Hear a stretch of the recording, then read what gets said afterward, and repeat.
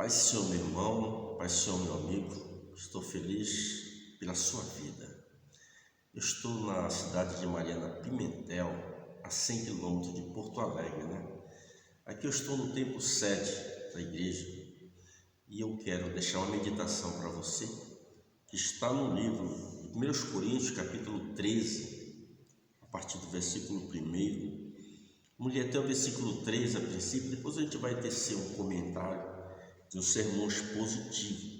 O título aqui nos diz a suprema excelência do amor. Diz assim a palavra de Deus: ainda que eu falasse a língua dos homens e dos anjos e não tivesse amor, seria como o metal que soa ou como o sino que tine. Ainda que tivesse o dom de profecia e conhecesse todos os mistérios, toda a ciência, ainda que tivesse toda a fé, de maneira tal que transportasse os montes, se não tivesse amor, nada seria. E ainda que distribuísse toda a minha fortuna para sustento dos pobres, e ainda que entregasse o meu corpo para ser queimado, se não tivesse o amor, nada disso me aproveitaria. Eu quero deixar nesta meditação sobre 4 classes de amor. A palavra amor no grego ela quer dizer ágape. E se nós formos estudarmos a fundo, existe 4 classes de amor. Dessas 4 classes de amor, 2 delas são descartáveis para cristão. Se você é um homem de Deus, se você é uma mulher de Deus, 2 dessas classes de amor não nos interessam, não é para crente, não é para servo de Deus, tá? E as outras 2 sim. Nós começamos então pelo amor chamado Eros, conhecido como amor paixão. É mais um amor carnal, aquele amor que o marido deve sentir pela esposa. Mas este amor Eros, a maioria das vezes, é aquele amor erótico, Aquele amor platônico. A pessoa bota os olhos, a jovem bota os olhos no homem e vê aquele homem com aquele corpo sarado, aquela coisa bonita, e ela se impressiona, Alguns dizem aí, fora o amor à primeira vista. Então este amor é o amor Eros. Ele não é bom para o cristão. O homem de Deus, a mulher de Deus não pode ser, porque o nosso amor, ele deve ser até que a morte os separe.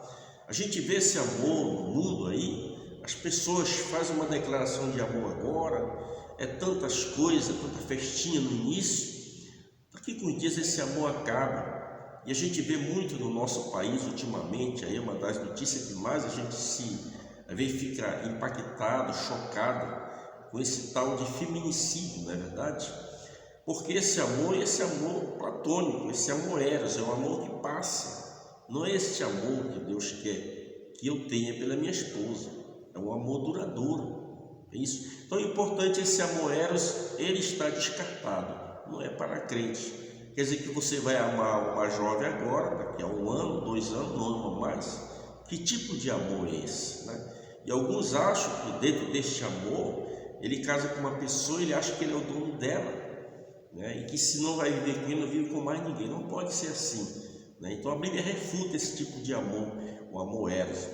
O segundo amor chama-se o amor estorge. Esse amor estorge é aquele amor interesseiro. Você vê por aí pessoas, que são pessoas de idade, 60, 70 anos casados com uma guriazinha, como diz aqui no sul, de 18, 20 anos. É que esta pessoa, em vez de 70 anos, 60 anos, ele é uma pessoa que tem dinheiro, uma pessoa abastada, tem condições financeiras. Eu não estou dizendo aqui que você que tem idade não pode se casar com uma jovem, não, você é dono da sua vida. Apesar de a Bíblia apresentar isso como um julgo desigual, entendeu? Mas é um direito seu, Se você é um idoso que quer casar com uma guria nova, não tem nenhum problema, não há nenhum erro nisso, desde que você seja uma pessoa viva, uma pessoa livre, por que não? Mas a maioria das vezes o que a gente vê exatamente é isso, o amor interesseiro, o amor estorge, este amor aí chamado amor interesseiro. Você conhece na mídia aí pessoas, que não têm belezas físicas. Se essas pessoas eles morassem numa vila, fosse, digamos assim, um gari, jamais pessoas bonitas, famosas, se interessariam por eles, certo? Jamais. Então a gente vê que é um amor interesseiro, um amor para se dar bem. É claro que eu não gosto de fazer menção de nome de pessoas famosas por questão de ética. Eles têm a vida deles lá, são responsáveis pelos seus atos diante de Deus. Mas se a gente tivesse que analisar nesse ponto aí, a gente ia ver que o interesse, sem dúvida alguma, se esta pessoa vivesse numa situação adversa, jamais se casaria com ele. Então esse é o amor estógico, o amor interesseiro também descartado na linguagem do cristão. Você que é uma serva de Deus, você que é um servo de Deus, deve casar por amor, não por interesse. O terceiro tipo de amor é o amor filial. Este é o amor de pai para filho, este é o amor de amigos para amigos, de amigas para amigas. A Bíblia diz que existe amigos muito mais chegados que o irmão. A gente olha, se estudarmos sobre a vida de Davi e Jonatas, a gente vai observar que havia este amor filial, aquele amor de parente, aquele amor que fica entranhado dentro da gente. Eu tenho muitos irmãos da igreja, amigos meus, que são meus amigos, são meus irmãos em Cristo e amigos mesmo. A gente tem este amor um pelo outro, este amor filial, o amor sem qualquer tipo de interesse. Como eu repito mais uma vez, aquele amor que o pai tem pela filha, que a filha tem pelo pai, né? E assim sucessivamente. Esse amor ele é importante. Eu devo ter esse amor, você deve ter esse amor. Eu constantemente estou orando a Deus para que esse amor ele venha crescer a cada dia mais no meu coração. E o quarto e último amor, esse é o amor ágape, é o amor de Deus, o amor de Deus para com a humanidade, o amor de Deus para com o homem. Este amor nós temos que atentar para aquele conselho de Paulo em Romanos, quando ele diz que o amor de Deus é derramado nos nossos corações pelo Espírito Santo. É o Espírito Santo que gera esse amor no nosso coração, esse amor chamado amor ágape, esse amor que quando lemos no Evangelho de Jesus Cristo, segundo escreveu nosso irmão João no capítulo 3 e o versículo 16, porque Deus amou o mundo de tal maneira que deu o seu Filho unigênito para que todo aquele que nele crê não pereça, mas tenha a vida eterna. Este amor aí que nós precisamos, o amor pelas almas. Quantas almas cativas nas garras de Satanás, mergulhado nas drogas, mergulhado nos crimes, mergulhado nos prazeres efêmeros desta vida. Esse amor para com as almas, eu tenho que ter, eu preciso ter esse amor no meu coração para resgatar essas almas das garras de Satanás. Então, muito importante esse amor ágape, que é um amor supremo, o amor de Deus, mas que nós precisamos que esse amor ele seja derramado nos nossos corações. E quem é o responsável para que esse amor seja derramado nos nossos corações é a pessoa do Espírito Santo de Deus. Paulo está dizendo aqui, ainda que eu falasse a língua dos homens, é o português, é o grego, é o inglês, é o francês. Paulo está dizendo ainda que eu falasse a língua dos homens. Interessante aqui neste texto, capítulo 12, você observar que Paulo começa a falar sobre os dons espirituais, né? Os dons carismáticos, que são 9 os dons, e você observa que ele dá uma trégua ali, e ele entra no capítulo 13 para colocar sobre a supremacia maior. Você pode buscar todos esses dons que Paulo menciona ali, e se você ler o capítulo 14, que é o contexto posterior, você observar que Paulo segue falando sobre os dons carismáticos, os dons espirituais, e Paulo encaixa bem nesses dois capítulos aqui, ele encaixa esta supremacia do amor, que é este amor que nós temos que ter. Este amor é superior a tudo. Então Paulo disse, ainda que eu falasse a língua dos homens, ou seja, ainda que eu fosse um poliglota, falasse vários idiomas, e dos anjos. Para muitos teólogos ali existe uma definição, eles acham que é impossível a língua dos anjos. Então ele disse que Paulo estava fazendo uma hipérbole, que é quando é descrito uma palavra, algo na Bíblia, que é algo que é impossível de acontecer, é algo estupendo. Por exemplo, a gente olha quando João termina ali o seu evangelho, ele disse que se todos os milagres operados por Jesus fosse escrito em livro, disse ele, creio que o mundo inteiro seria pequeno para arquivar tanto livro.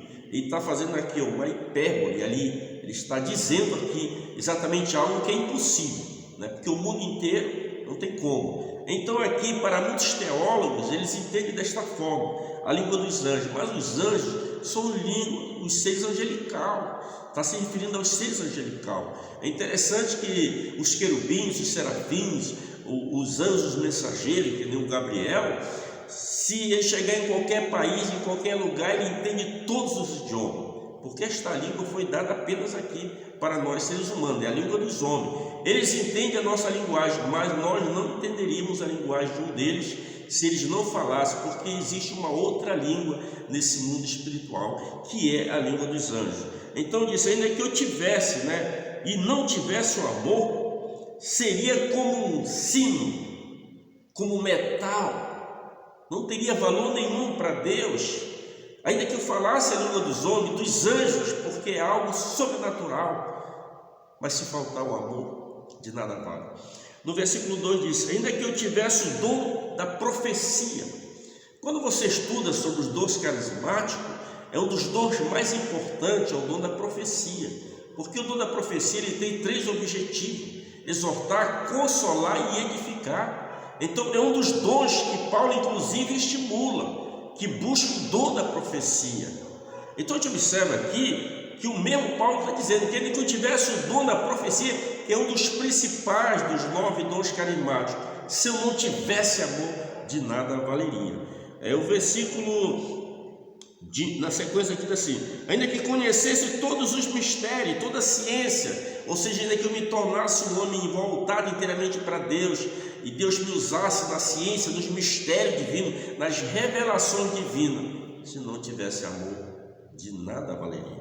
O versículo 3 diz assim, ainda que eu distribuísse toda a minha fortuna para sustento dos pobres, e ainda que eu entregasse o meu corpo para ser queimado, se não tivesse amor, nada disso aproveitaria. Você já imaginou, ainda que você pegasse o homem mais rico do Brasil, há poucos dias, há umas 2 semanas atrás, uma semana atrás, o homem mais rico do planeta, ele esteve no Brasil, aqui na cidade de São Paulo. Se esse homem pegasse toda a sua riqueza, todos os seus bens e desse aos pobres, apenas com aquela ideia de demonstrar que ele é bonzinho, mas se ele não tivesse aquele amor, que é um amor a Deus, acima de qualquer situação, não valeria nada. E Paulo vai mais adiante, agora ele entra no sacrifício corporal. Além do sacrifício de você se desprender, se abster da sua riqueza material, ele fala também do corpo, que é o sacrifício racional do nosso próprio corpo. Ele disse ainda que entregasse o meu corpo para ser queimado. Que sacrifício maior seria esse? Dar o seu corpo para ser queimado, mas se não tivesse o amor, nada disso me aproveitaria.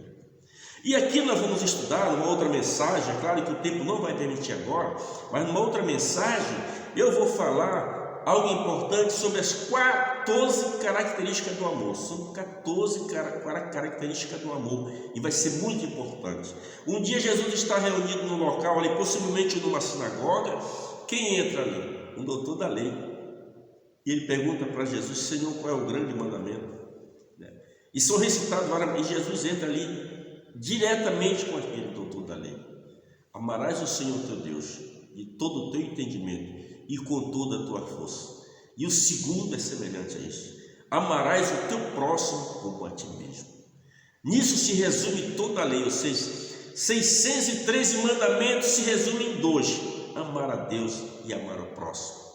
Como é que está? Se você colocasse numa balança agora o teu amor em relação a Deus, como é que está?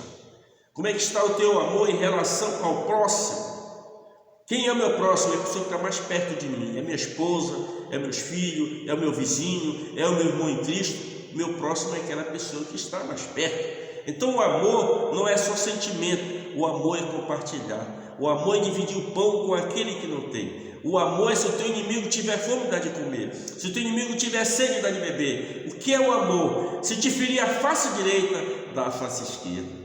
Você precisa deste amor, talvez? Então ore a Deus para que ele seja derramado no teu coração. Que Deus em Cristo nos abençoe. Estaremos gravando uma outra mensagem em breve sobre o poder do amor, e na continuação desse poder do amor, vamos falar sobre as 14 características do amor. Que Deus em Cristo nos abençoe, hoje e sempre. Amém.